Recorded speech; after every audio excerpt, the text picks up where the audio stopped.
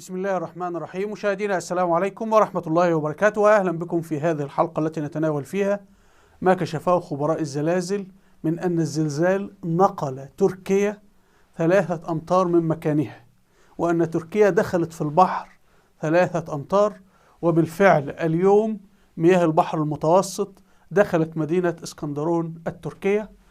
وخبير زلازل ياباني يقول هذا أكبر زلزال داخلي في العالم، وقال إنه 10 أضعاف أكبر زلزالين شهدتهما اليابان خلال 30 عاما الماضية. فهي كارثة كبيرة كما سنعرض عليكم اليوم. ميناء الإسكندرون التركي اشتعلت فيه النيران مجددا، والنيران مشتعلة منذ 36 ساعة. سفن في البحر تحاول الإطفاء، طائرات في الجو تحاول الإطفاء. حجم الكارثة كبير. تعالوا نبدأ ونرى. نبدأ حضراتكم من قناة الجزيرة. خبير إيطالي: الزلزال حرك تركيا 3 أمتار نحو الغرب.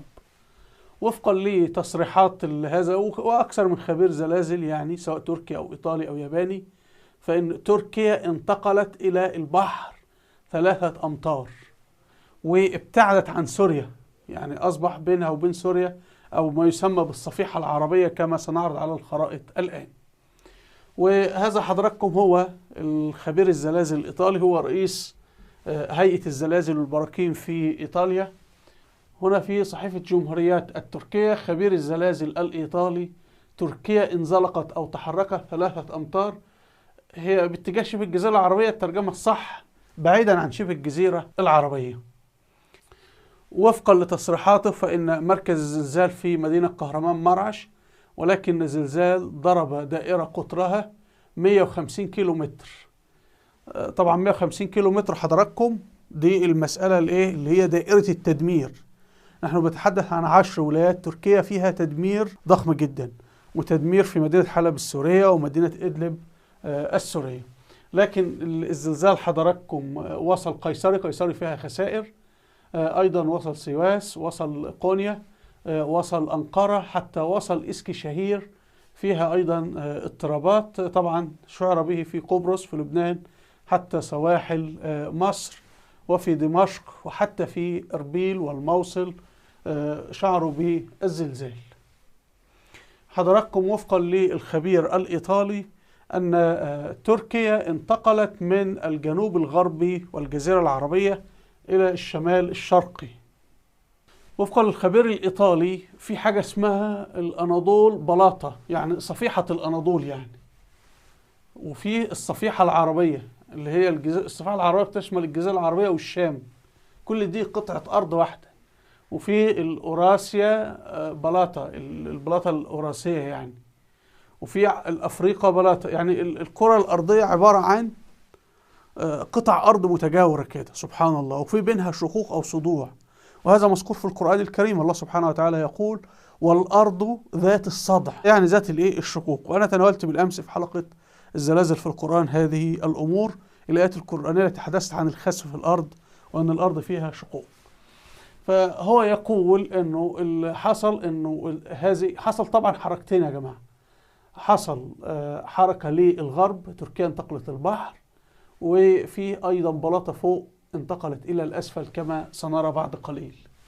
أيضا هنا خبير زلازل تركي بيشرح أن في 3 بلاطات: في البلاطة العربية، وفي بلاطة أضنة، وفي بلاطة الأناضول، وإنها تحدث 3 حركات، وده سبب الزلزالين المتتابعين المدمرين، وهي التحرك تجاه البحر. تعالوا نشاهد. Bu kırmızı Arap levhası. Yeşil Anadolu levhası, lacivert Adana levhası. Bu Arap levhası buradan aşağı doğru kaydı. Kaydı. Ve bir deprem yarattı. O deprem şurada oldu. Bunun Şurada, üstünde bunun oldu. üstünde bir yerde Bunun üstünde oldu. Ondan sonra Bu aşağı doğru kaymaya başladı burası. İnce. Bu boşluğu kapatmak için bu aşağı doğru kaymaya başladı. Ve burası şimdi burada böyle bir çöküntü alanı oluştu. Burası da Kahramanmaraş Ovası. çünkü şimdi bu güneye doğru kaydı ya. Bu da bunun üzerine geldi, bindirdi. Bunun üzerindeki hareket devam ediyor. Hem sıkışıyor hem doğu batı açılıyor bu istikamette. وكذلك اعتبرت صحيفة أساهي اليابانية أن هذا أكبر زلزال داخلي في العالم.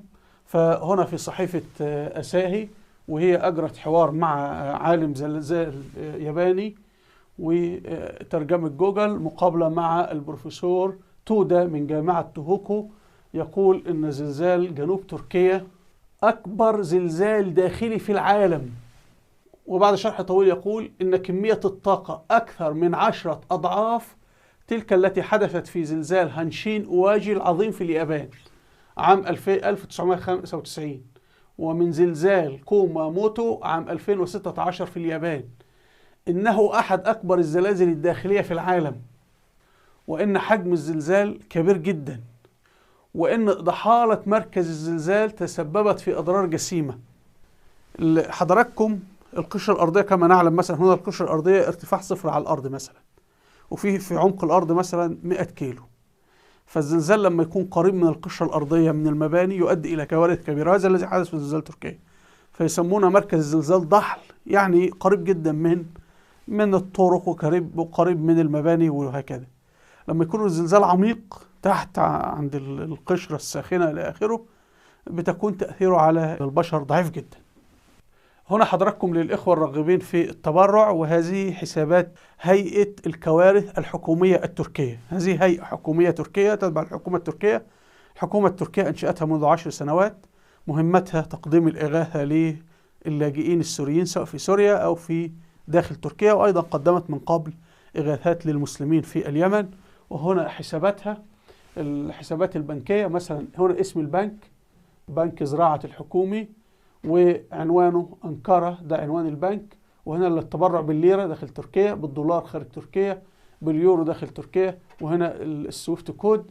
أيضا لهم حساب آخر في بنك اسمه وقف بنك، وهذا هو العنوان. وهنا للليرة داخل تركيا، للدولار خارج تركيا، لليورو. وهنا أيضا في بنك خلق الحكومي التركي. دي بنوك حكومية، 3 بنوك حكومية تركية. والحساب بالليرة التركية، بالدولار الأمريكي، باليورو. وهنا السويفت كود للبنك. الإخوة اللي عاوزين يتبرعوا سواء داخل تركيا أو خارج تركيا. وحدث اليوم أن مياه البحر ارتفعت ودخلت مدينة اسكندرون التركية. إما أن هذا خسف في مدينة الاسكندرون، أو أنه حدث زلزال داخل البحر أدى إلى أنه المياه تدخل إلى مدينة الاسكندرون التركية. تعالوا نشاهد. Bildiğin deniz dışarıda. Oğlum bizim araba buradan geçecek mi? Ben ara içinde su almasın lan. İnşallah. Lan kapılardan su mu girmez değil mi? Oğlum o kadar yüksek değil lan, kaldırım kadar. Geçiyor ileride bitiyor. أيضا هنا شوارع أخرى لمدينة الاسكندرون التركية وتغمرها المياه. والله العربي ولا تخش من هون تاخذ من المي ليس منك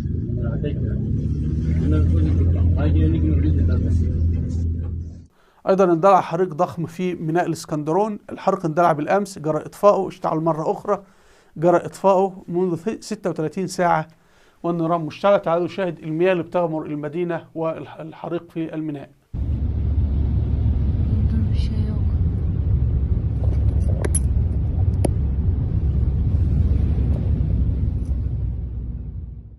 وهنا فيديو آخر يوضح حجم الكارثة في ميناء الاسكندرون.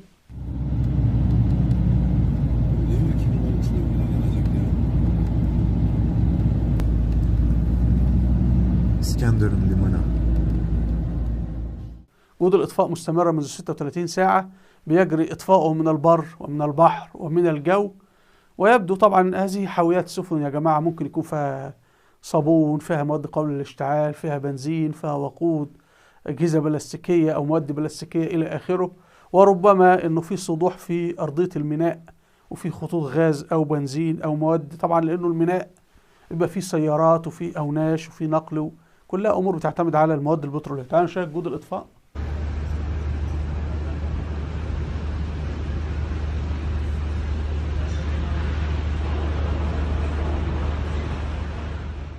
هنا فيديو آخر للحريق في الميناء.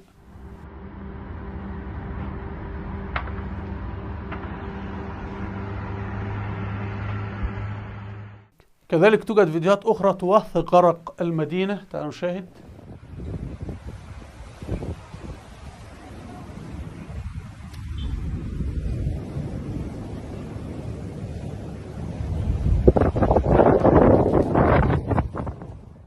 كذلك هنا فيديو لغرق المدينة في مكان آخر.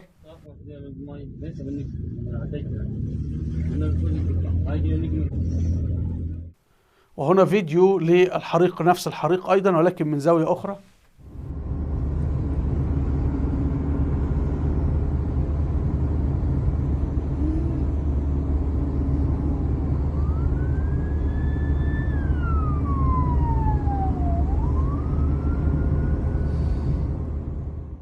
أرجو مشاهدينا أن تكون الصورة قد وضحت، وكل من يستطيع أن يتبرع، كل من يستطيع أن يساعد هذه المحنة التي تمر بها الشعب التركي المسلم والشعب السوري المسلم. يمكنكم، أنا وضعت الحساب أسفل الفيديو، وضعت رابط الحسابات من الموقع الحكومي التركي لأن هذه هيئة حكومية تركية، ووضعت الحسابات كما تشاهدون. وأيضا من يعرف أي شخص سوري مؤتمن يعني يعطي أيضا تبرعات بحيث أنه يرسلها إلى شمال سوريا، لأن أوضاع المسلمين أيضا في شمال سوريا صعبة للغاية. انتهوا التحويلات البنكية لأي جمعية خيرية أو شيء من هذا القبيل ممكن تؤدي إلى مشكلة. أنتم بتتعاملوا مع، احنا بنتعامل مع حكومات قذرة وحكومات نجسة.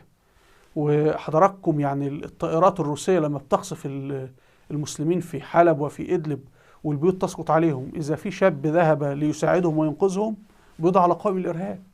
طب الزلزال سقط فوقهم الآن يقول لك انقذهم، طبعا يعني ويقولون نحن بننقذهم وكذا. طب ما نفس الفعل، يعني انت تجد اليوم الرئيس الجزائري تبون اتصل به بشار الأسد يقول له يعني احنا بنتضامن. يا عم بشار هو اللي بيقتلهم.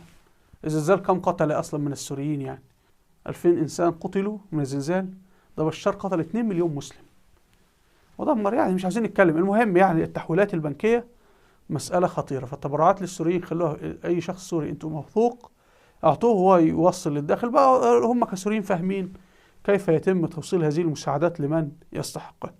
بالنسبة للتبرع داخل تركيا أو للحكومة التركية نفسها، لأن دي هيئة حكومية تركية يعني فلا غبار عليها يعني. فأيضا أنا وضعت الحساب والحسابات موجودة أسفل في أول تعليق الرابط الحكومي. أرجو هنا مشاهدة فيديو أنا عملته عن الإعجاز في القرآن الكريم بالنسبة للزلازل.